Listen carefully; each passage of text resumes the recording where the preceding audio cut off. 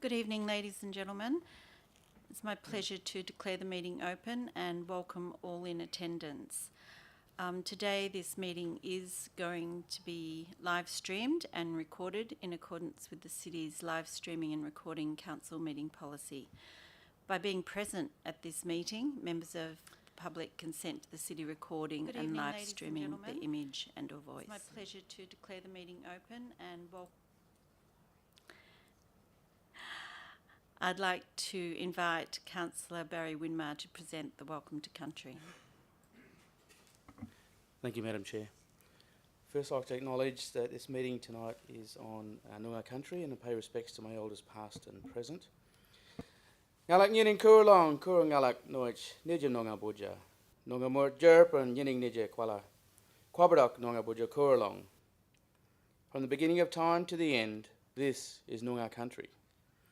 Noongar people have been graceful keepers of our nation for many, many years. Ngala jerp and mama buja ngalak bala mama kwap ngala court jerp and nija ngala maya nyining Noongar buja. We respect the earth, our mother, and understand that we belong to her. She does not belong to us.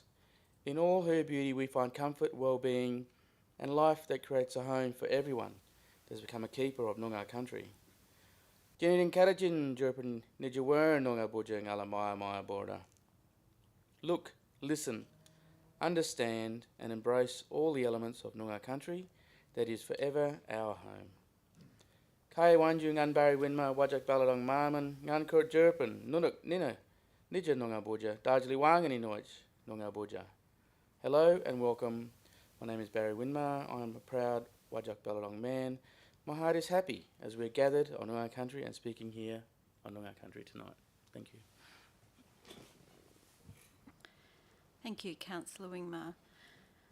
It gives me great pleasure to welcome you all here, and before commencing the proceedings, I would like to acknowledge that we come together tonight on the traditional land of the Noongar people, and we pay our respects to their elders past and present. Do we have any apologies for this evening? Nil apologies.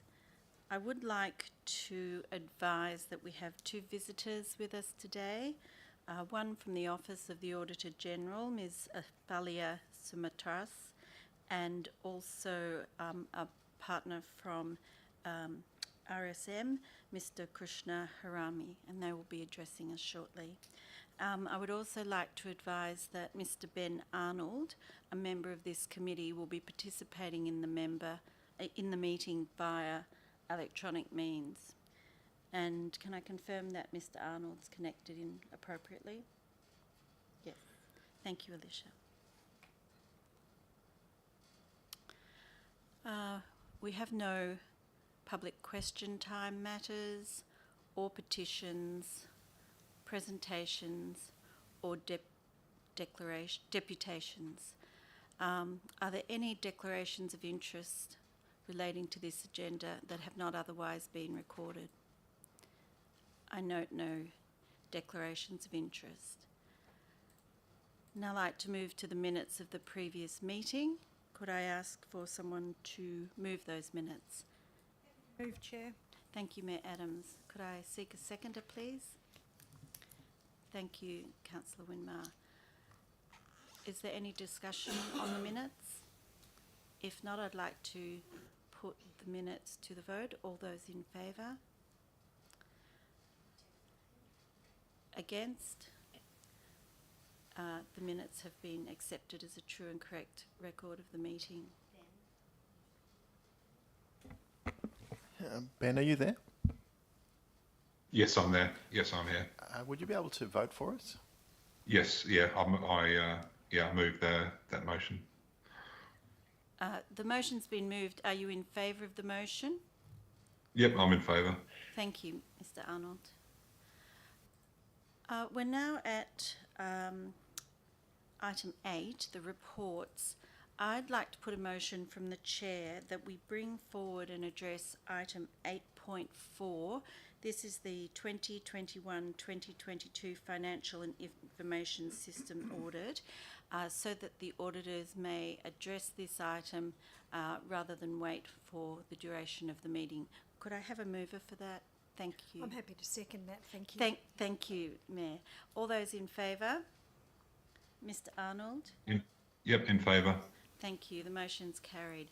I'd now like to invite the representative from the Office of the Auditor General to the lectern to introduce this item, and then I understand RSM will speak to it as well. Thank you. So we're on item 8.4. Thank you, Madam Chair. Good evening, and thank you very much for allowing us the opportunity to present the 30 June 2022 audit plan for the City of Kwinana. The plan has been prepared in consultation with the city staff based on the prior knowledge that the OAG and RSM have had on the City of Kwinana and prior years' audits and findings that we have raised in the past. The key focus areas and the timelines will be the point of discussion. We acknowledge that the document is quite lengthy, and you would have all probably read it to some level of depth prior to coming to this meeting. But as mentioned, the key timelines and the timeframes to in order the city to ensure their audit is completed and presented to council by the required deadline, and the focus areas will be presented in detail by Krishna. If there are any questions at all as we progress through today's presentation, then please, by all means, ask them as and when they come to mind. Thank you.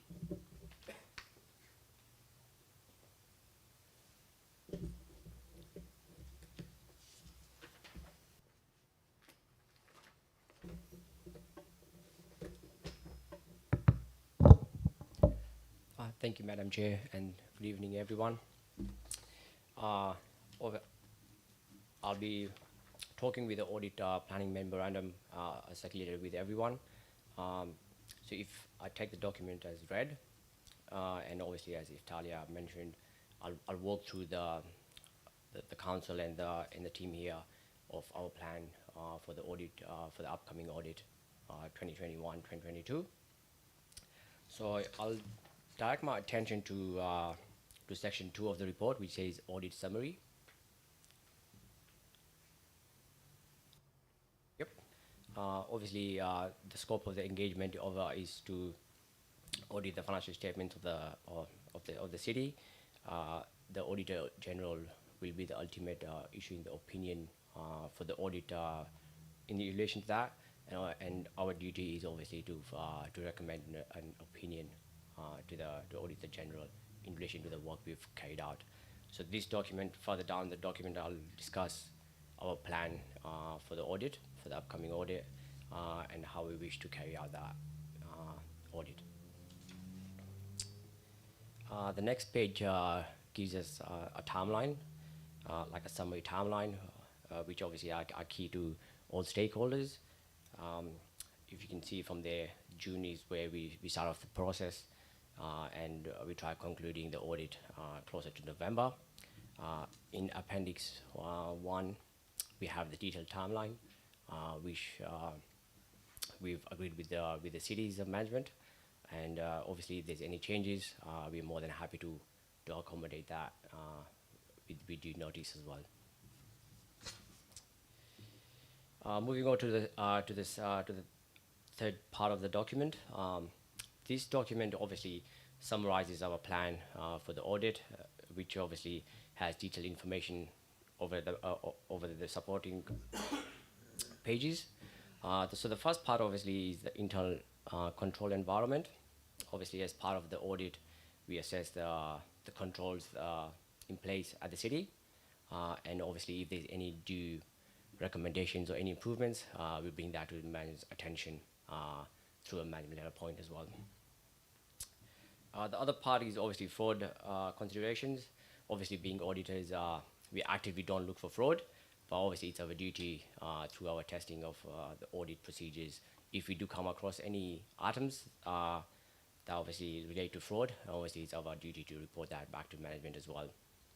And we do carry out our own testing in terms of channel testing and unpredictable tests to address those issues as well. The third part is obviously information systems, where RSM's team carry out information system audit in terms of user access and also data storage and the controls around that, which obviously support the financial statements information as well. The fourth item, going concern, probably not something of a concern to the city, mostly targeted toward the private sector, but obviously as normal, we'll obtain the city's 2022-2023 budget to review any key changes or something we need to be aware of. Materiality, obviously we try auditing the financial statements based on materiality level, which is set upon the threshold, which we follow the Audit International methodology, which is in line with the auditing standards as well. So obviously anything below or above that, we will report that to management again. Key areas of risk and other areas are areas I'll probably guide you towards the other pages. I'll talk in depth about those items. And obviously compliance testing, we also review some of the compliance which the city needs to comply with for financial related matters as well. Moving on to this, the next document, section 4, talks about the key developments. Obviously the key developments listed here are financial related matters. At the moment, obviously the top part of the valuation of the parks, which will carry out our detailed assessment, and obviously we'll review the work done by management in terms of valuation as well. The second point on the agenda, probably obviously nothing is coming to fruition at the moment, so obviously we'll keep an eye on what development proceeds from this area.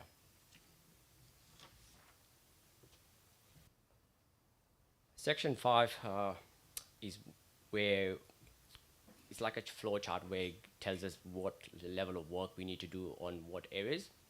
So obviously management of right of controls is a standard risk area we need to address, which we obviously test channels and everything unpredictable around that part. Grants and subsidiaries as well, where any new grants received in the city, we need to assess if it's recognized correctly. Obviously the previous ones are we already addressed in the previous years as well. So there obviously, so detailed testing around each area is obviously detailed further down the report. Obviously I won't go through the terminology of each testing required on each section. And obviously section 5 talks about, details the dollar value involved in each of the items covered above.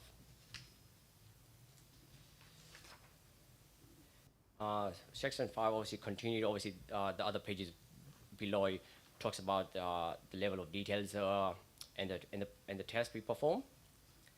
So obviously happy to take any questions at any time. I'll scroll down all the way till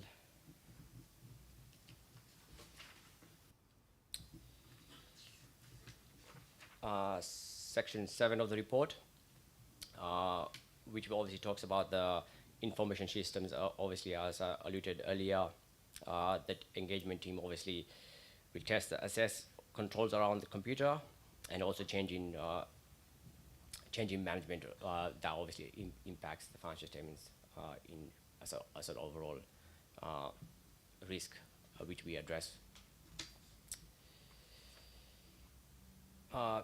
Section 8 obviously the entire team present here. Obviously Amit, obviously who's the RSM director, obviously he couldn't be with us due to obviously due to illness, and obviously I'm taking charge on his behalf. So apologies from RSM.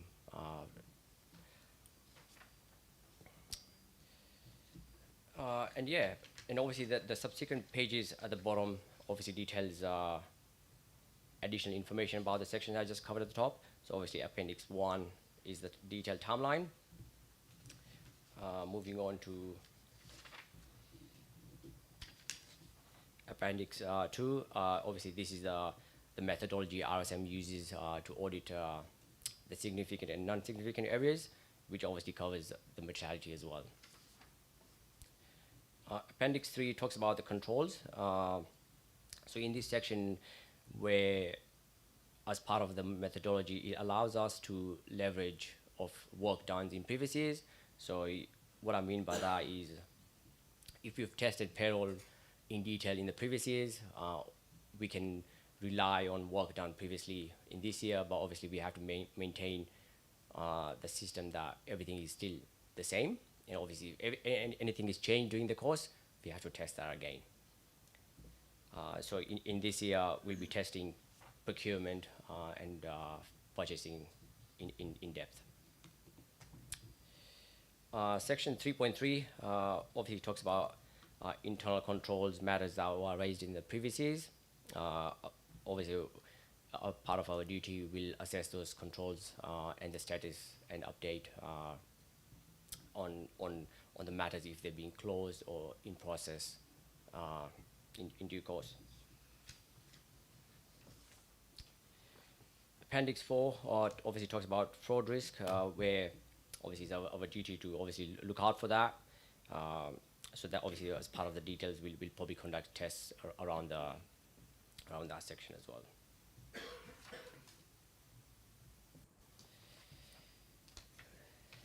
Yep, and that obviously concludes my presentation. Happy to take any questions. Thank you very much, Mr. Harani. Are there any questions for the auditors?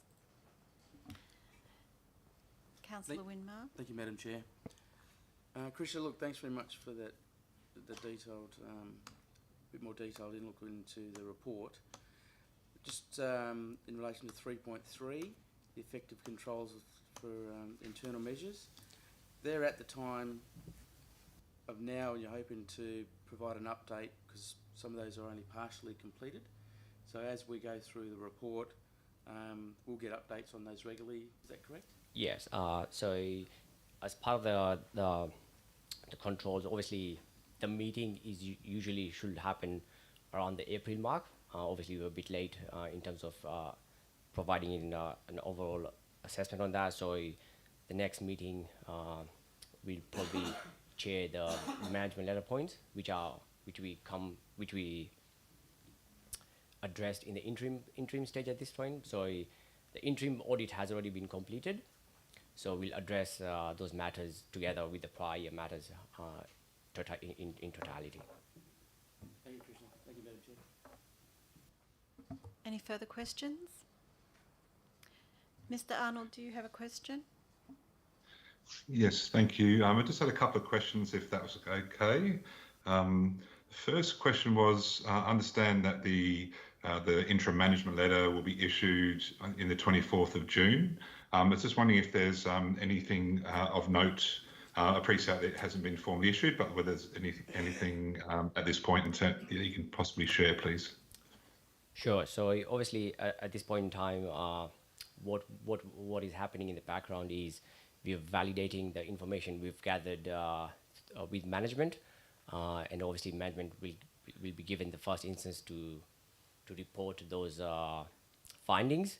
And once we have an agreement with management, then they'll be tabled possibly in the next meeting. Okay, thank you. Second question, as part of your planning process, do you normally engage directly with audit and risk committees, or is it primarily through management?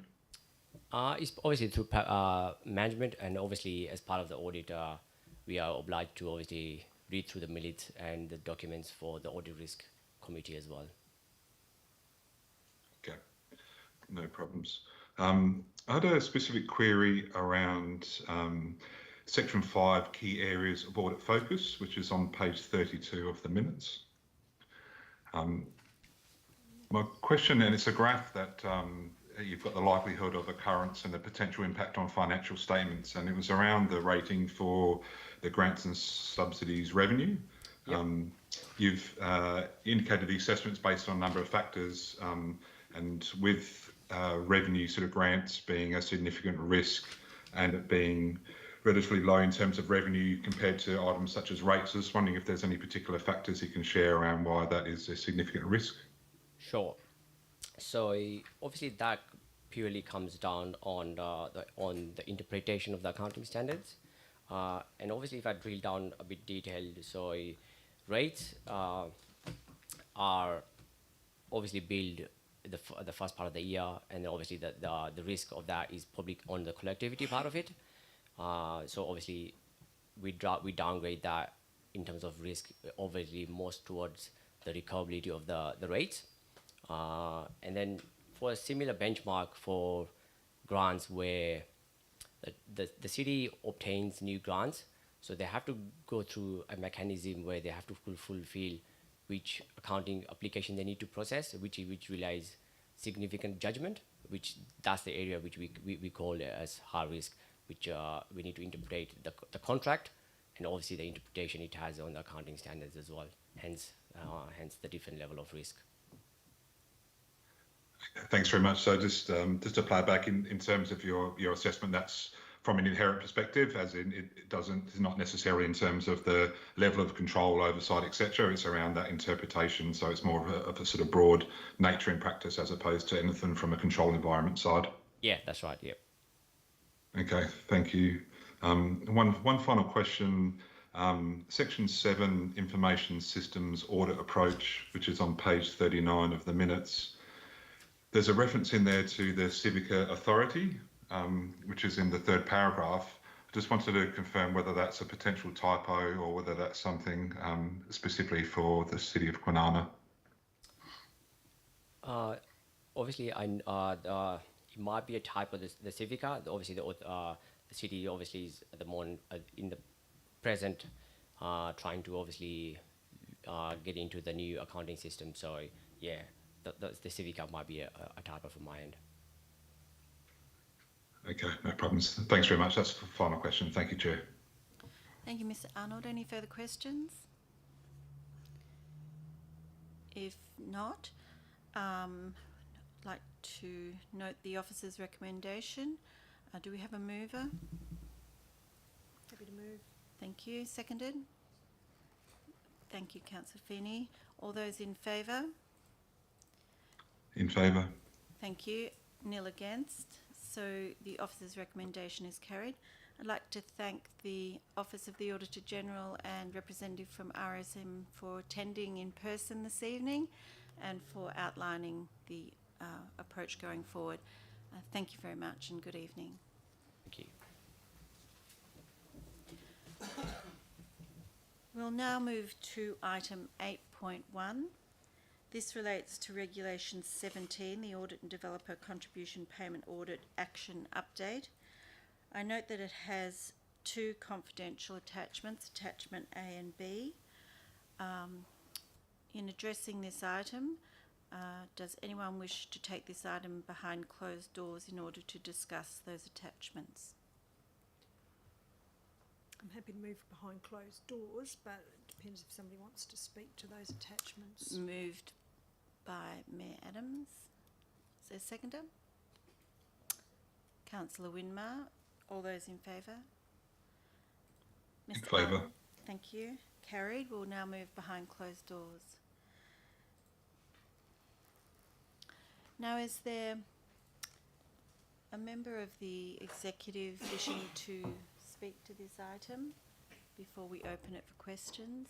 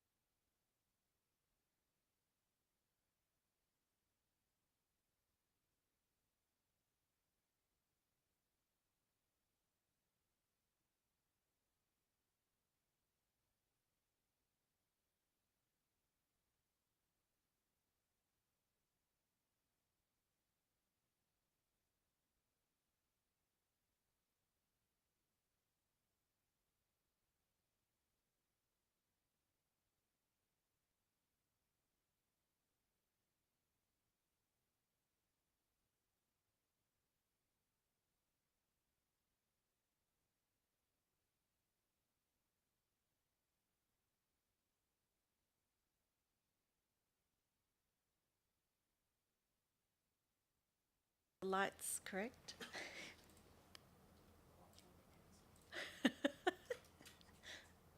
Yes? So we have the officer's recommendation. Do I have a mover? I'll move from the chair.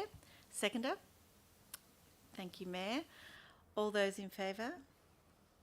In favour. Thank you. Nil against. The motion's carried. We'll now move to item 8.2, the Risk Management Report. I note that this also has confidential attachments. Does anyone wish to move behind closed doors for the discussion or questions relating to those attachments? Through the chair, I have questions in relation to confidential attachments. Thank you. Councillor Winmar moved and Mr Arnold, you'll second? Yes. Thank you. All those in favour that we move behind closed doors? Nil against. Motion carried.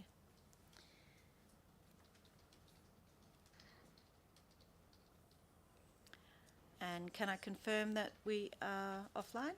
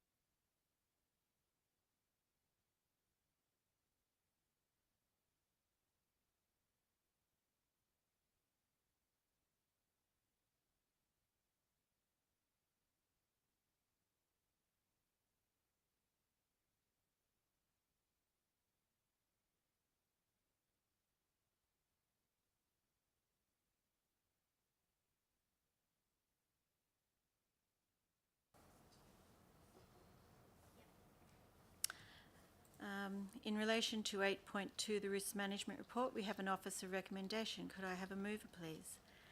Thank you very much, Councillor. And seconder? Thank you, Councillor. All those in favour? In favour. And nil against. The motion's carried. Moving now to item... Yes? I beg your pardon? Oh, I beg your pardon. Mover and seconded. I beg your pardon. Item 8.3. This relates to the cybersecurity performance audit. Does anyone wish to introduce this item?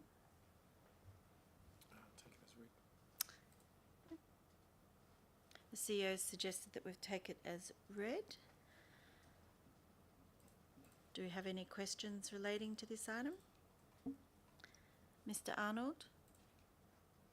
Thanks. Through the chair, I just have a couple of questions, please. On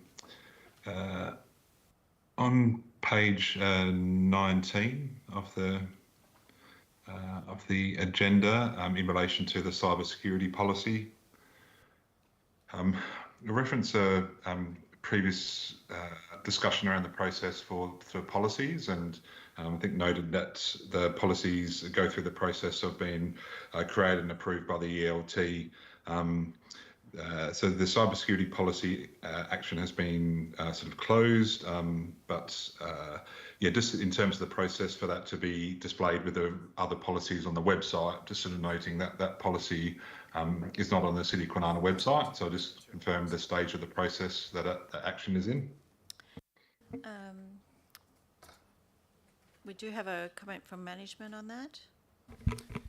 Through the chair, there are two different types of policies within the organisation. We have council policies, which are directions from council to the organisation, or general directions to, which might be to the community. And then we have management policies. So we have policies for human resources and many operational things. So one of the areas of operational policy that we have in place is information systems policies. So these things, they are set within the overall scope of the council's risk policy, but these are operational matters, so they are set at the management level. So they are prepared by the IT manager and presented to the executive team. So that's the CEO and the directors, and they review that, and then if they're agreeable, they then sign that off. Thank you. Okay, thank you. And so I get to, just to confirm the process through the chair, that cybersecurity policy is not a policy that requires to be published outside, because it relates to internal management areas. Is that correct? Probably makes more sense that it's not to. Okay, no Further- problems. I just want to confirm the process. Thank you. Further question? Yes. So on page 20 of the agenda, it relates to the cybersecurity incident detection and response item. There's a note on completion that the register for the cybersecurity incidents has been created, but it's currently blank as of now. I just want to confirm that's because because there hasn't been any incidents. Through the chair, yeah, that is the case, that we haven't had an incident since the register was created. Great, thank you. And again, through the chair, just in terms of sort of incidents, again, whether that's a periodic process, every quarter or every 6 months, whether or not a summary of any incidents that occur, this summary to be provided to the Audit and Risk Committee, given it's one of our significant risks.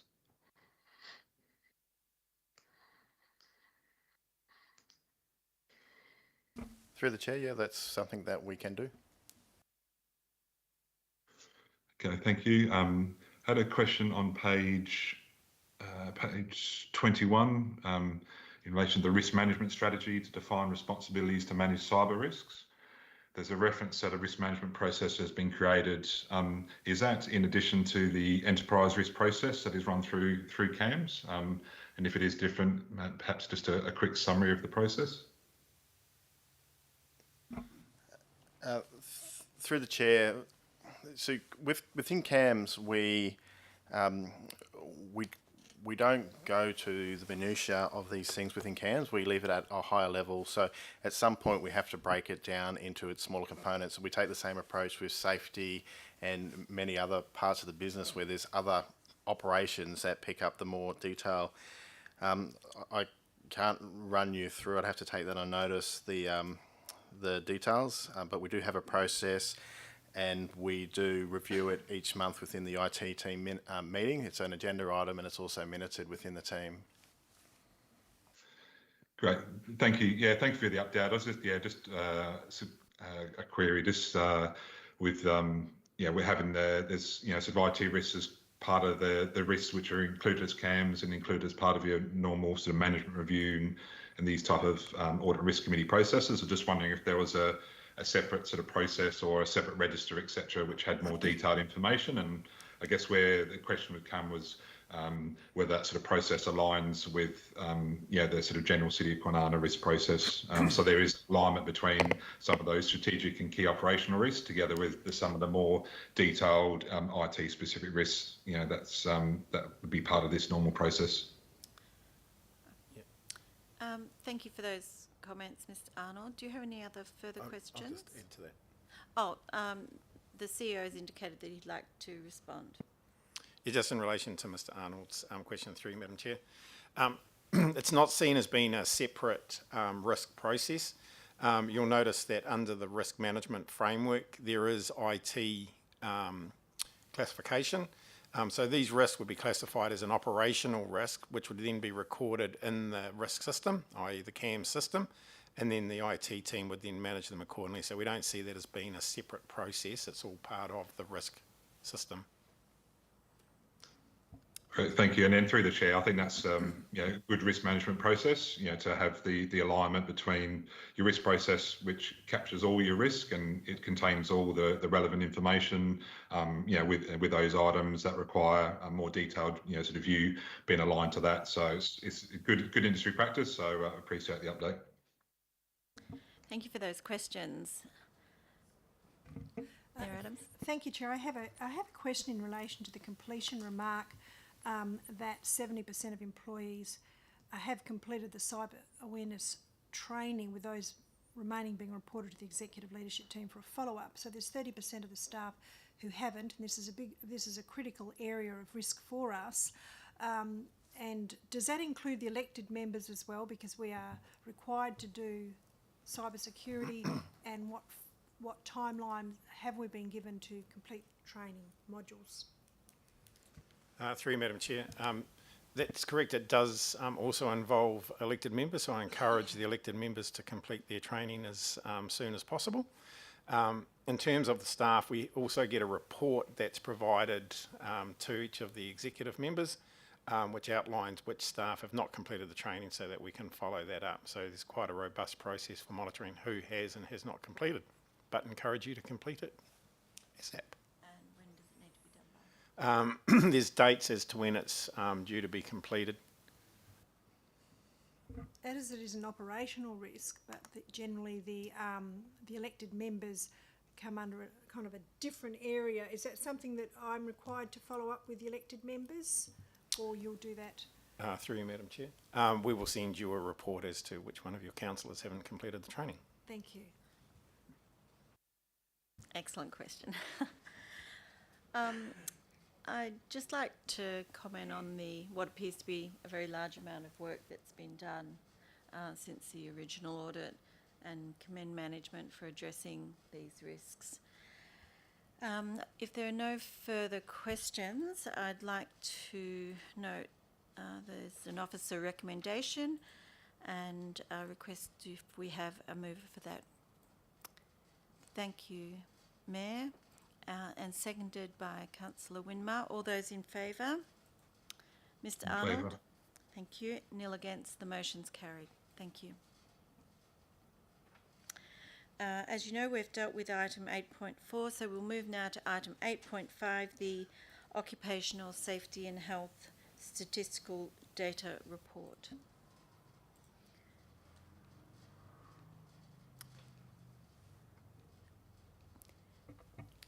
Madam Chair. The report since the last report is from the 1st of March through to the 31st of May. The statistical report indicates that there were 6 incidents reported in March, 2 incidents in April, and of note there were no incidents reported in May 2022. These 8 incidents fell in 2 directorates, 5 from the City Infrastructure and 3 from the City Development and Sustainable Directorate. And the incidents have been reported what we would consider as high risk teams due to their operational nature. Further to the statistical report or data, just an update on the transition to the new MyOsh software system. We have currently undertaking migration and data and testing to the new system, ready for the hazard and incident reporting part of the software. We're still working with staff around the, consulting with staff around the other 4 modules, which include inspections and audits, risk assessments, contractor management and safe work method statements. Thank you. Any questions?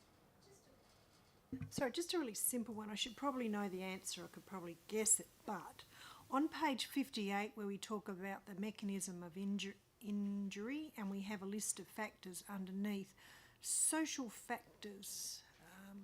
Could you just explain what that is, please? Yeah, social factors would consider things like abuse, relationships, interrelationships would fall into that area mainly. So challenging members of the public's abuse, that type of verbal abuse, that sort of thing. I have a question. My question relates to the information on page 54 relating to the electric fence incidents where 2 members of staff touched the fence. Are you able to elaborate as to what was the reason the fence was activated during a period of time that it would be assumed by the employees that it would not be? Through the chair, the fence was active because of construction works occurring at the depot. The works required the power to be shut off and on multiple occasions, and it actually upset the system, and it put itself into an on mode when it wasn't supposed to be. This has been through the safety committee, and we worked through how we address this into the future. It is something that we believe the best way to manage is to treat it as always on, and we'll be installing signage to that effect and training our staff to the same effect. So essentially, don't touch the fence. And is this fence, can it be touched by members of the public? Is that a risk? Through the chair, the electric fence is an electric security fence, so it is on the inside of our boundary fence. So yes, members of the public can touch it when they do climb over the fence, but that's the intent. Is it is meant to prevent people from entering the depot. So, what extent of hazard is this? If you were to touch the fence, you'd get an electric shock, but if you had a pre-existing condition or something like that, could it cause a serious injury? Through the chair, it is an electric fence designed for the purpose of preventing people going through the fence. So it is designed that a person can touch the fence and it will administer a shock that is safe but painful. Our issue is we don't believe it to be in any way dangerous to our staff, but we want to make sure staff aren't touching the fence because it does deliver a shock. But it is designed and intended for the purpose of preventing people entering the depot, so it is designed to be touched by people. Thank you. Mayor? Just a follow-on question. I do note in the report that the offence is at the dog pound facility, so it's not a large area, but I do note that you have put up appropriate signage. So it's should be quite easily for members of the public who are intent on going over the fence that there is a significant warning or a sufficient warning. Through the chair, the fence goes around the entire depot site. The initial incident was the ranger at the pound touched the fence. It was when we were investigating it that the second officer touched the fence. Yes. But surrounding the entire complex are warning signs so that a member of the public considering going over the boundary fence is made aware that there's a live electric fence on the other side.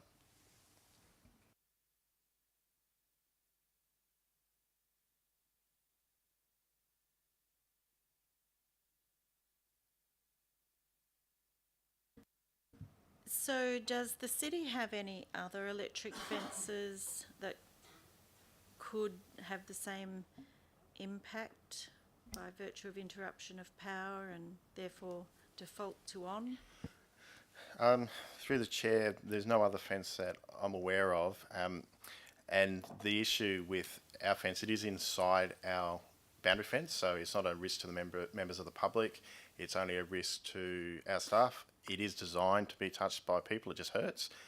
So our control will be signage and reinforcing through toolboxes and site inductions that the fence is to be treated as always live.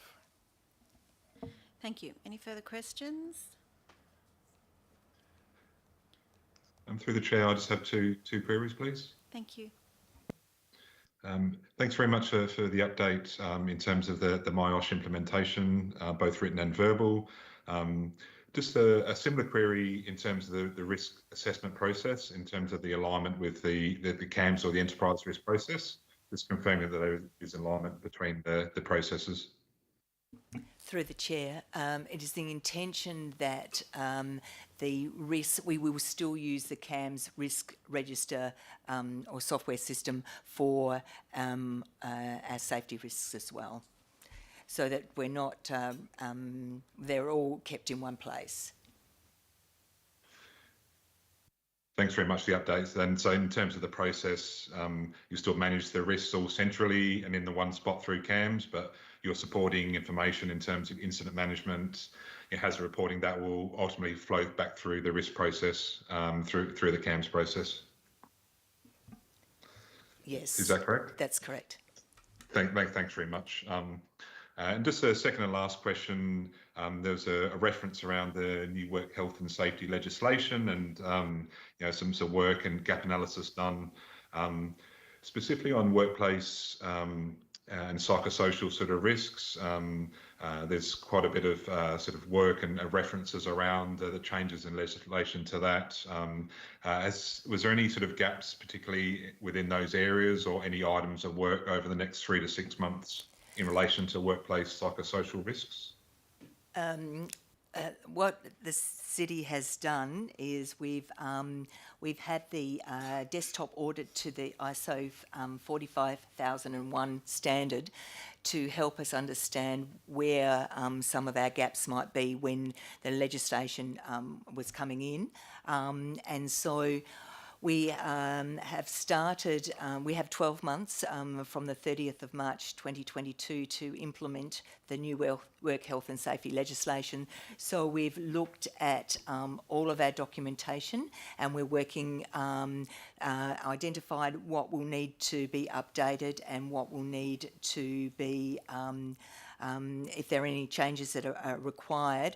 We're starting, I guess, at a higher level with what is actually included in the Act, and we will work through to get to all specific parts of the legislation.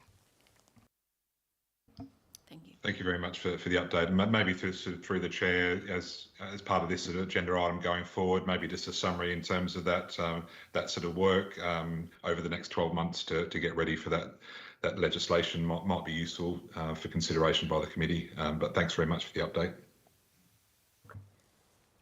Mr. Chair. Thank you. Through you, Madam Chair. One thing to recognise too is that the tiered framework that we've put in place, so tier 1, 2 and 3, is actually based upon legislation from the eastern states and New Zealand, which is health and safety legislation, which the WA legislation is sort of modelled on. So in a large part, we're actually ahead of the game. It's now just making sure that we pick up the language in the current legislation and regulations where the main work is.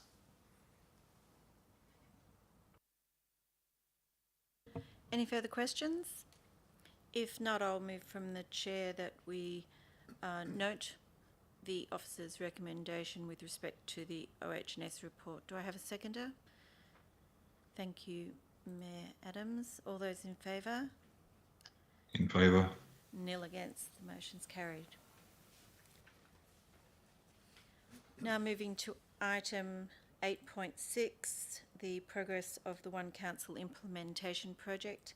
I understand that the CEO would like to introduce this topic. Item. Thank you, Madam Chair. I just want to start off by recognising the amount of work that staff have made, and particularly the project team, in moving the One Council project ahead. It's been a particularly difficult project, given that resources, particularly staff personnel resources, are very hard to secure in the current environment. There's a number of councils which are implementing Tech One at this point in time. So we're all competing on a market which is quite limited in that number of people which is available. But then at the same time, staff are also having to do their normal job as well. So it has moved ahead at great pace. I think to be able to get to a situation where we're able to go live on the 1st of July with stage one is a huge testament to the amount of work and effort which they've put in. And more importantly, to stay within the budget which was readjusted, thanks to the council. What the report does highlight though is that following stage one, there's a period of what the team are calling hypercare, which needs to be put in place to make sure that staff are using the system correctly, looking at business processes, and making sure that they adjust to the new system. So we have a process in place using some contractors to do that, and also using Tech One as well. Obviously, there is a bit of fatigue occurring with the implementation of Tech One, and so the suggestion is to take a bit of a pause just to allow the system to settle, staff to regather.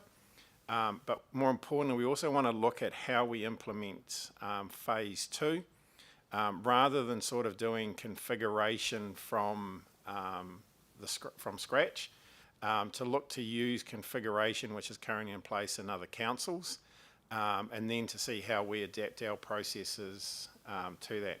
That's obviously going to be a lot quicker, a lot more efficient in terms of time and resource as well.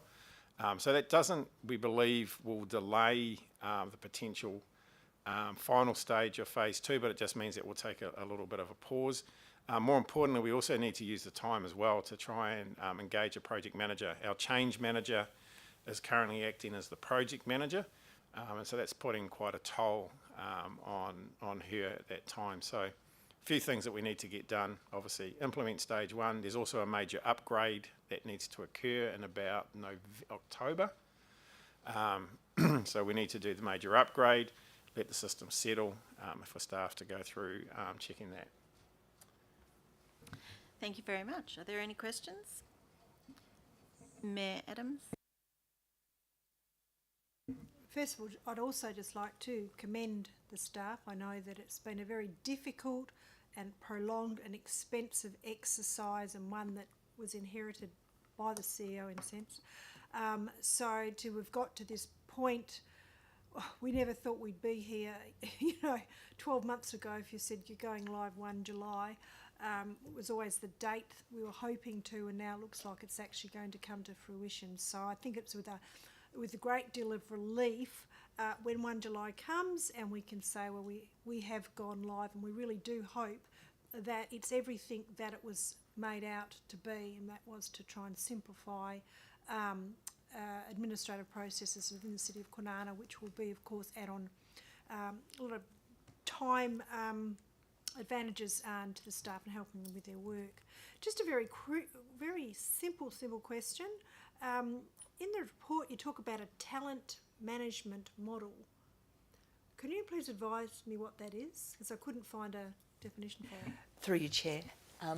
The talent management module actually sits in the HR space, and it has various aspects to it. We can manage things like probation. We can manage staff at the annual staff development reviews in there. We can put in qualifications and accreditations, so things like driver's license that might expire, other first aid qualifications, those sorts of qualifications that are requirements for the role and may be compulsory, manual handling, all of those sorts of qualifications are in this module, and it just currently we do have a similar module in the Civica system. It's a database. It's very hard to produce a report for, say, the aquatic who need to work out who needs to do their first aid, which staff members. So we're hoping that we'll be able to get efficiencies and savings through being able to have all this data and being able to access it so much more easily. Mr. Arnold, did you have any questions? No questions, thank you. Thank you. Any other members of the committee? No? If not, we'll put the officer's recommendation. So, moved by the Mayor, seconded by Councillor Rouse. All those in favour? In favour. And nil against. The item is carried. I'd just like to add my acknowledgement of all the work that's been done, and also the leadership by the CEO. I know this has been a very hands-on project, so obviously successfully done. Thank you. We have no late or urgent items of business, as I understand, and there's no need for answers to questions which were taken on notice. So if there are no other items of business, I'd like to thank everyone for their participation this evening and declare the meeting closed. Thank you. Thank you.